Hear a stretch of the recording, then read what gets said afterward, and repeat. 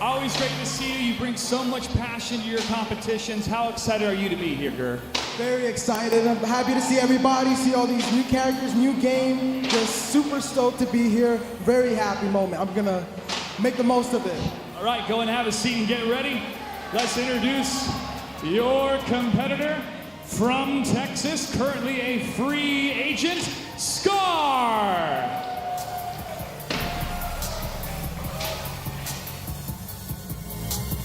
One question, Scar. Sonya or Scarlet? Scarlet.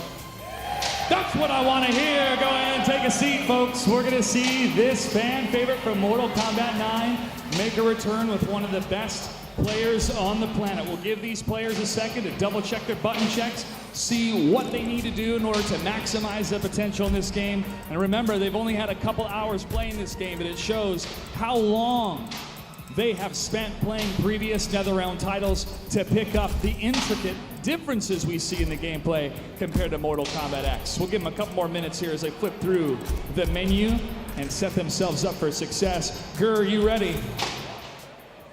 Gur is ready. Scar, are you ready? Let's do it. Gentlemen, match number 2 about to begin.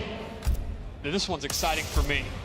Well, I'm really looking forward to Scarlet. I mean, she's back, but she's very different. She might as well be a brand new character. I am all in on MK11 Scarlet. I think she looks amazing and plays that's what I'm talking about. Enough about Scarlet. Let's talk about this dude right here. So you immediately gravitated toward this character. You should probably tell everyone why, because he's very unique. There's no doubt about it, yeah. So obviously he's the grappler. By the way, some other characters have that too. It's not just him, but Baraka yeah, also does have a command grab. He does have a command grab. So Garrus has a really strong command grab that goes really far. Corner carry is excellent. He has some good buttons, and man, some of his there is the command grab, and you see how long he holds you. It has the unique property where if he's near a wall, he then makes a sand wall and throws you into it. It does a lot more damage when that happens as well. He has little kind of atrocitus sort of semi-zoning, as you saw right there. He also has some crazy stuff in the variations, and I'm not sure which ones he ended up with here, but he's got some real nutty tools, let me tell you. He has a rewind time move. He has a move where he can actually remove time from the clock.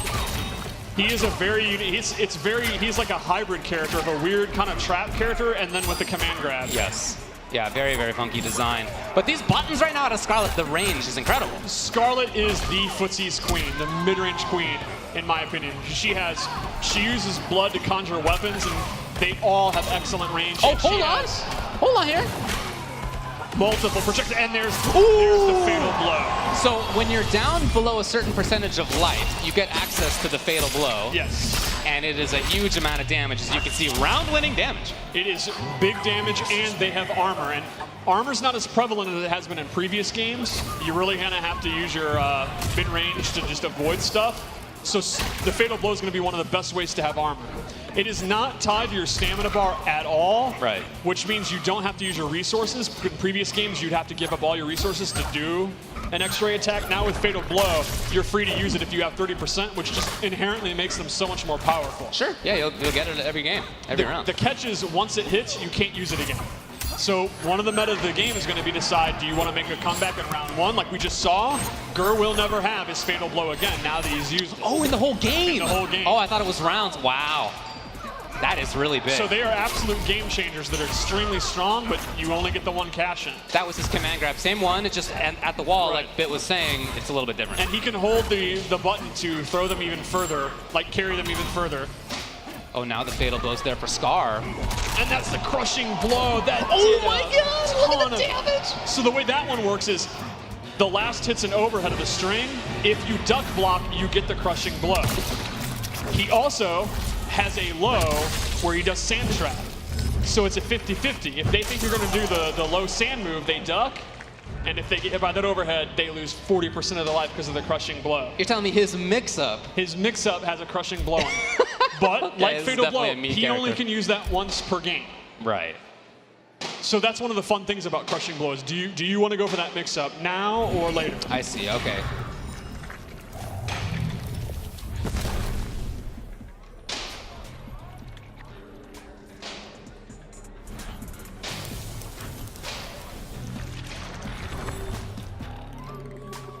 And we'll see Gur basically made a crushing blow and a fatal blow comeback right there out of nowhere. They do massive damage. Yeah, you can really see that. I guess as the opponent, you really got to pay attention. Combos in general in this game are significantly shorter than they've been in the past, and they do less damage. And they kind of, that damage you would get by doing the cinematic moves. Yo, did you see that combo this guy already has? What do we say, 2 hours of gameplay so far? So one of the big things would be to use your crushing blow or your fatal blow to get damage instead of doing combos. That's not to say combos are not still a big part of the game, but they're going to be somewhat less prevalent. Like, there's less moves that combo without using an amplified move, or there's less strings that pop you up. It's going to be more about doing big damage in big chunks. Okay, here we go. Can you get in there in time? No. Yeah, and Scarlet, she has like 4 different projectiles, so... Yeah, and if you're Scarlet, really there's not much reason to do anything else. It's just holding on to the space right here. But gotta pay attention to that fatal. Oh, okay. Fatal blow was available. Didn't end up coming up. Scarlet is a good example of how the offense works in this game. Her back 2 is that scythe move that's an overhead, but it does not pop you up, and it is unsafe if blocked. Okay. But then her back 3-4, that can pop you up in the corner. So she has a low that can pop you up, but she does not have an overhead. Uh-huh. Oh, he's really found a good tool. Oh, good jump. Hardly looking for command grab. Didn't come. And Scar right back to the zoning. You can see, look, the frustration is still here. One of the things I really love about MK11 so far is that these characters that you've shown on this character select screen are very different. So you have the credible zoning coming out of Scarlet. From Garrus, you have really cool command grab mix-ups. He's got some other funky stuff as well, like we were talking about. Really good variations. Fatal blow. It's there. Yes, and then we'll also have characters like Sub-Zero, who has some of the best offense in this version, which is unique. Sub-Zero, typically you think of him as a very slow defensive character. I really don't think he is in this one. He's quite different, yeah. And Sonya's also has really, really good mix-ups.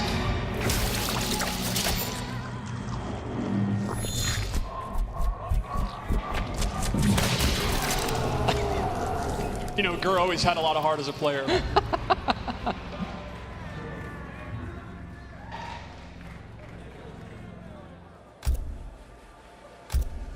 Looking pretty confident up there, and I'm really glad that Gur went with the big body. You know, he in Injustice 2, as the game progressed, he moved away from Bane and the command grab characters he traditionally used. So I'm happy to see him back. Yeah, I was very happy when I went him back there that he immediately had picked Garrus. It really seems good for him. Mm-hmm. And I'm very, very hyped to see Scar play Scarlet. One of the fun things about the development of this game, since we didn't reveal it, you know, earlier, was sitting there waiting. I can't wait to see some of these, you know, which pro player is going to play which this character. And I knew Scar was going to lose his mind, because in MK9 he came in late, and he was the best Scarlet in the world at one point. But Injustice came out, and he never really got the chance to like get an Evo top 8 or an MLG top 8, even though he was very talented even back then. So at the beginning of this round, we saw that it said first hit. What does that do for you now without meter in the same way? There is no more like first hit bonus. You do not get anything because meter recharges on its own, and you always, unlike typically, you actually start with all 4 of your bars. Oh dang, the combo out of the wake up? All right, that's what I'm talking about. Okay, that could have been cool. He'll get there, Now, Gur does have his fatal blow. We'll see, though. Now, at this point, though, the round is going to be very hard to win, so it might be wiser to save it unless he gets a few hits in, and then it would kill. Mm-hmm. Oh, wow. Just goes for the sweep to seal it.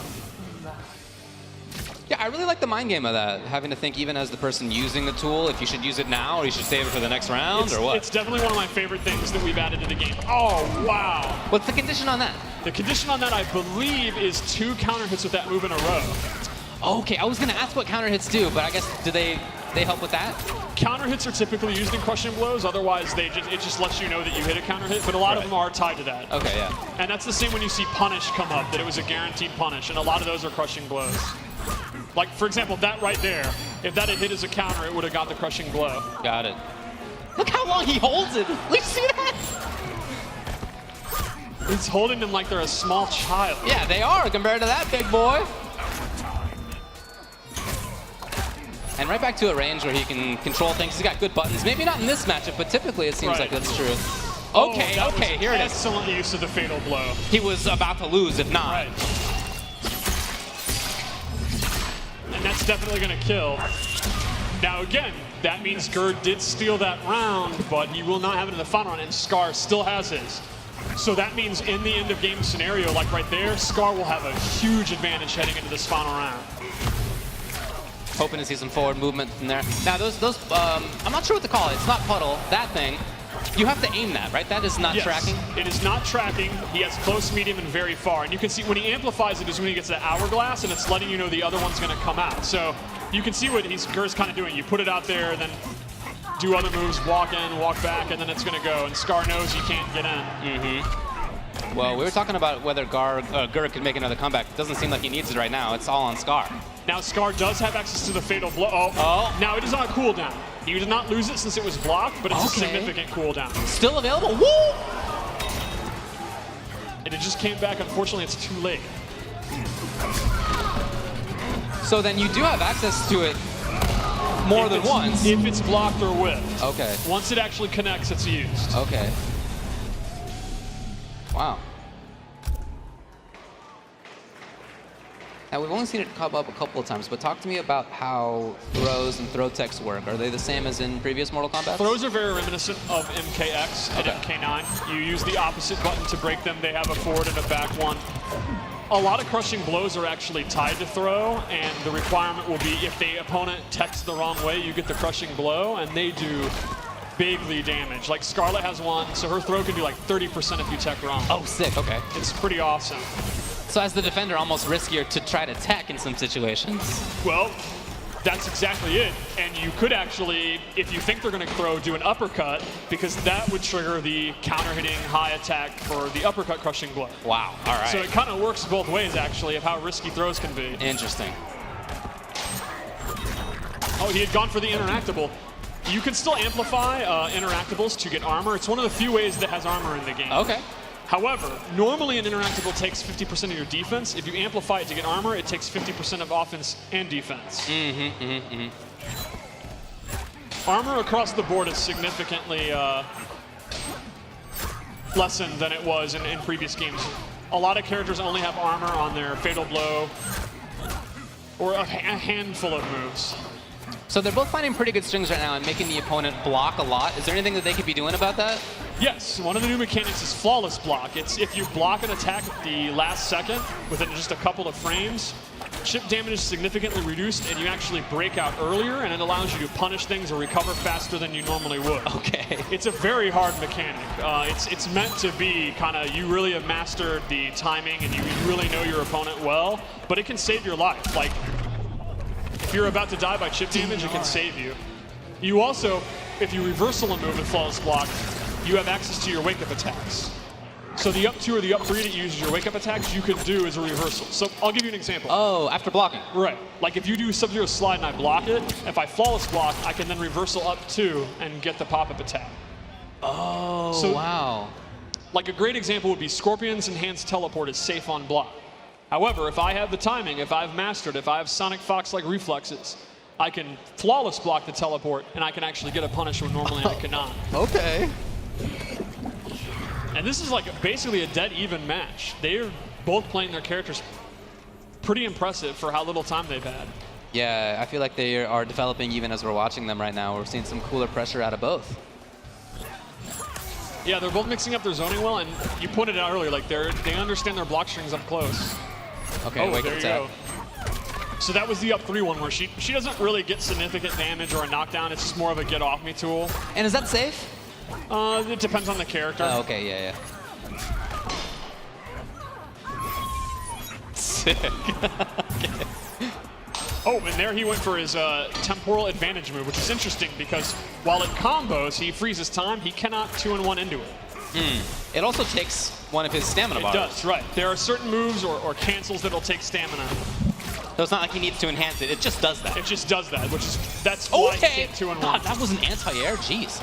And the way that move works is the opponent is frozen and doesn't do a reaction. So obviously, typically an uppercut would knock you away. That won't. And they are both within fatal blow. So this is the scramble I'm so excited for in tournaments. Oh, we saw Scar try it, but it was blocked, and now he's at match point. Grr, patient right there. I like the anti-air. Wow, he teched it. Scar's getting a big combo. Now there is a wall run interactable here that Gur could use, and Gur has never seen a wall run that he hasn't used. There you go. Gur is definitely probably the interactable master in the scene. Yeah, known to be one of those. There you go. Okay, yeah, armor. The tongue not connecting.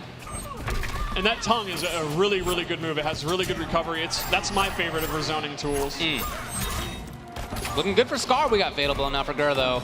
Oh. He tried. He tried. The armor does not activate for a few frames. Okay. So while it's very good armor and it's a good tool to have, it's not foolproof. Oh, that might be about it. Yeah. That's going to be it. Scar takes it.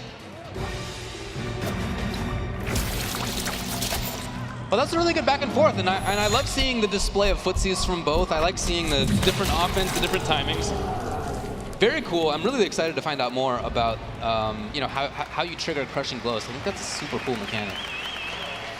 That is something, along with the blocking option that you were talking about, that really requires knowing the game in depth. Yes, crushing blows are definitely a lot of fun to learn the requirements, and I've now seen them probably 8 million times, and I'm still hyped, like every time. So, like, some of them are pretty sick. I saw some back there, yeah. Like that Baraka arm one where you just bite your arm and a chunk of flesh comes out. Man, that I was was tough. getting hype watching